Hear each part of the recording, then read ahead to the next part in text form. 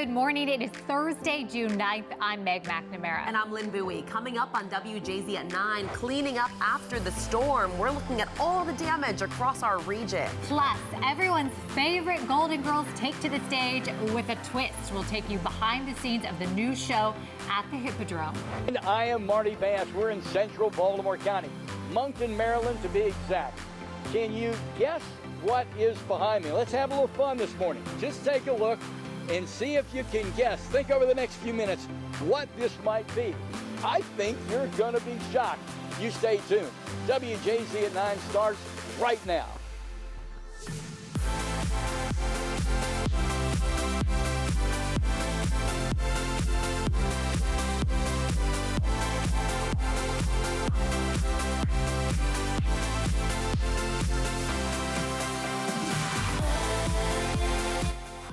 Well, good morning. It is Thursday, June 9th, a beautiful live look outside after such an intense night of storms. Things have changed dramatically.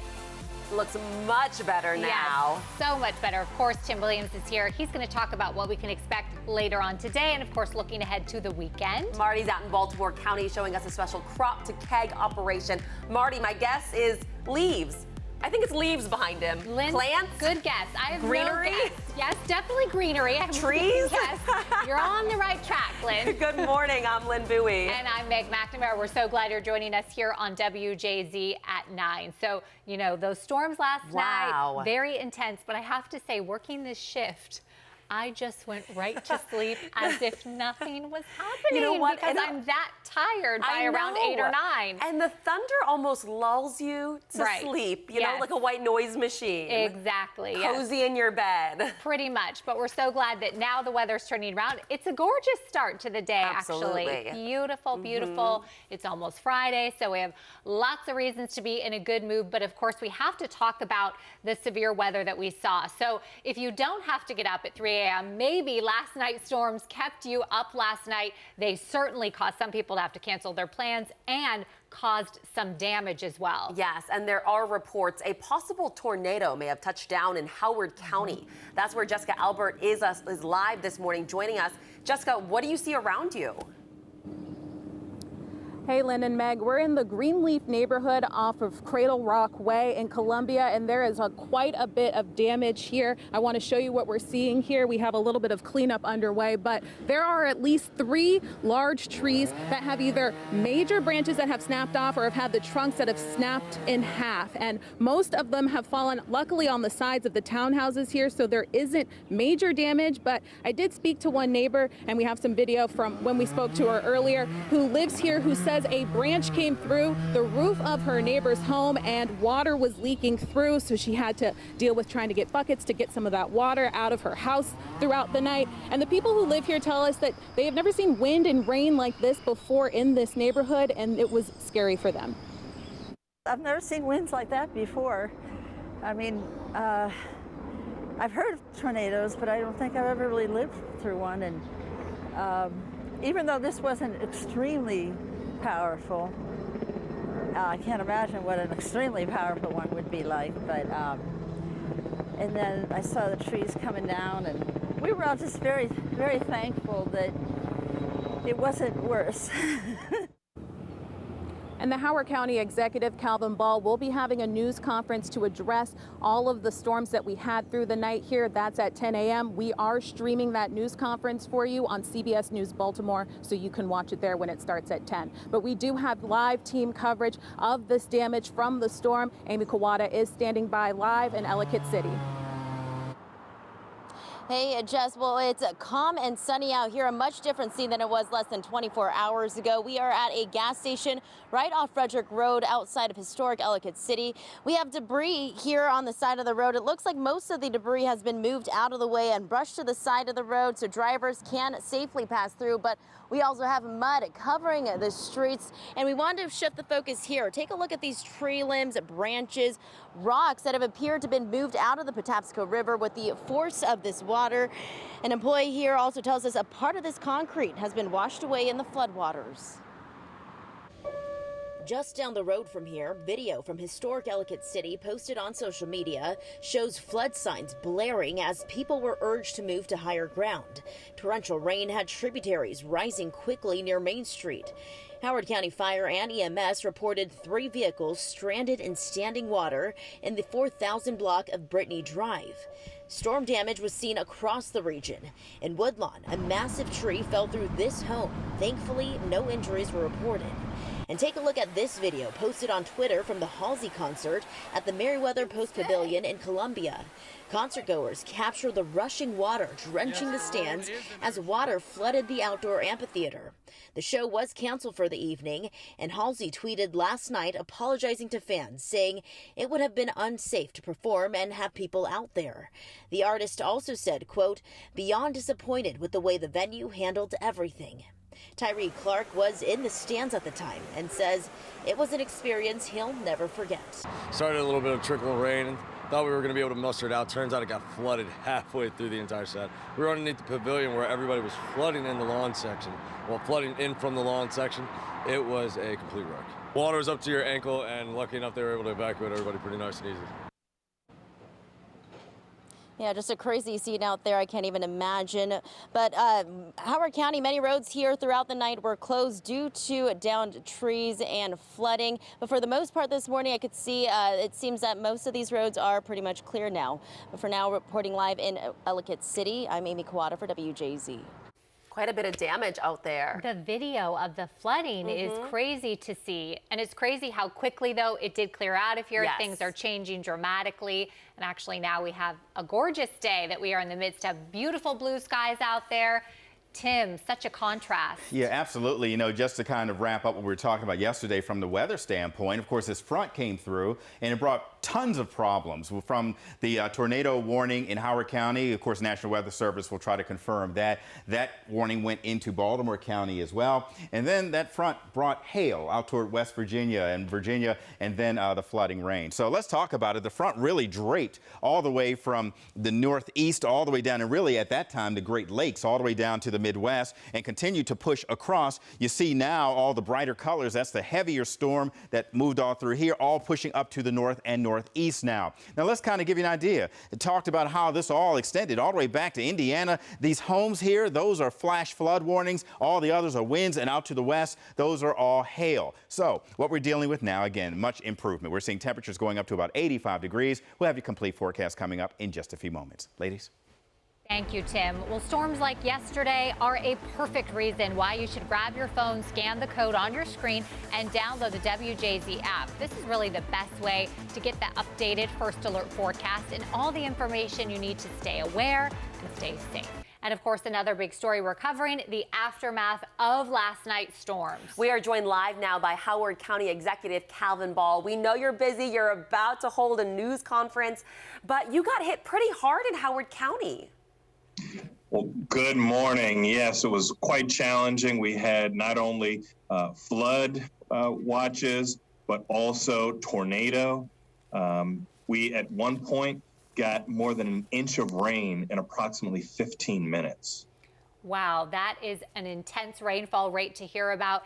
And in regards to the tornado, do we know, was it confirmed that from the National Weather Service? What do we know right now about this? It hasn't yet been confirmed, but we have seen shearing, and we're just so glad that we were able to have those early tone alerts, which we launched in 2019 to let people know to take cover. And we saw the video of the flooding in Ellicott City, which is an area we always worry about because it is prone to flooding. Yeah, there was some minimal flooding, but luckily, because we have our high ground access point signs and we have our early tone alert, we were able to save lives. And although we had a significant amount of rain in a very short duration, we were able to still move it along with minimal damage. And what are crews doing right now? I'm assuming lots of cleanup is underway. Yes, we are also evaluating our debris cleanup. In the last 3 years, we've launched a debris cleanup to clean out the tributaries whenever there's a major weather event. And thus far, before last night, we had already cleaned out about 30 tons of debris, preparing for that next big storm. And I anticipate we'll be cleaning up more. Well, thank you for making time for us. You have a news conference in 30 minutes. Calvin, thank you so much. And of course, we will be streaming that news conference live on CBS News Baltimore. Yeah, so I'll be very curious. I appreciate it. Yes, thank you, to get more information as our day goes on. Everyone's favorite Golden Girls take to the stage, but with a twist. Yes, Denise Koch takes us behind the scenes of this new show at the Hippodrome. Well, I'm from St. Olaf, Minnesota, and my name is Rose Nyland. Oh, okay. Hello, my name is Dorothy Spornak. This is my mother, Sophia Petrillo, and well, she's quite the troublemaker, this one. Thank you, Pussycat. Picture it, Brooklyn, the 20s. I got tired of Brooklyn, and I took the kids, and we moved to South Florida and to Miami. But I live with these three ladies, a dimwit, and my daughter. Dear Joey, honey, I believe someone forgot to tell you that we were going to be on television. Hi out there. That's Blanche, of course. If you were watching TV in the 80s, or actually any time since, you know these iconic characters. Rose, Sophia, Dorothy, and Blanche. For a minute there, I thought I'd put my Depends on over my duster. Embodied in this show by men who are very proud of the fact that every single person involved in every aspect of this production is gay. Do you think of this as a drag show? Is this a drag show? And it doesn't really fall into the category of drag show, but it will get drag show type of fans, as well as many tried and true folks who have been watching Golden Girls since the mid-'80s. I think there's certain jokes that a man in a wig can tell that a woman cannot. Our show, maybe, if it aired... Oh, God, how embarrassing. Oh, my God. The play takes place in 2022, but the costumes and the set are still stuck in the 80s. As for the plot, we have Sophia here. She has decided to sell some recreational drugs to some seniors who need it. Blanche and I are the founders of the new app called Creakin', which is a dating app. For people whose seniors. bones creak? Absolutely. How flattering. the show is being launched in Baltimore during Pride Month. Pride Month really holds that single moment for us to just show who we are and why we're here to do what we do. You could have done Golden Girls, the play, with women, but there was a choice to do it with men. What was that based on? Having female impersonators, it does bring an added sort of gift of humor to the characters that are so beloved. You will never find B. Arthur. You will never find Rue McClanahan. They're one of a kind. We can't replicate that, so we're trying so hard as best as we can theatrically. Do you think of it as camp? Is it campy? Oh, God, I hope so. No. I hope so. While Thursday is opening night, the cast has had 3 preview audiences. At the moment the curtain goes up and the theme song plays, you get like a roar of applause. You're immediately stuck in that feeling of nostalgia. People walk out on Thursday night and you'll know you've got a hit. It was a success if they're saying what to each other. It was a great night out. I laughed so hard, my gut hurts. I can't breathe.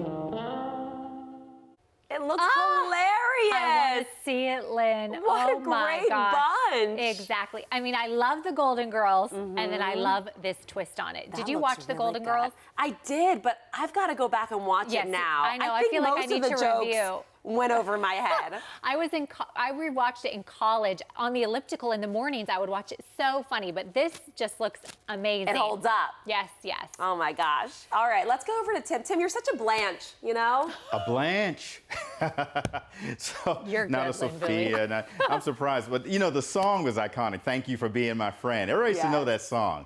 When shows had theme songs, you know, it was pretty cool. Definitely classic, absolutely classic. And Betty White. What can you say?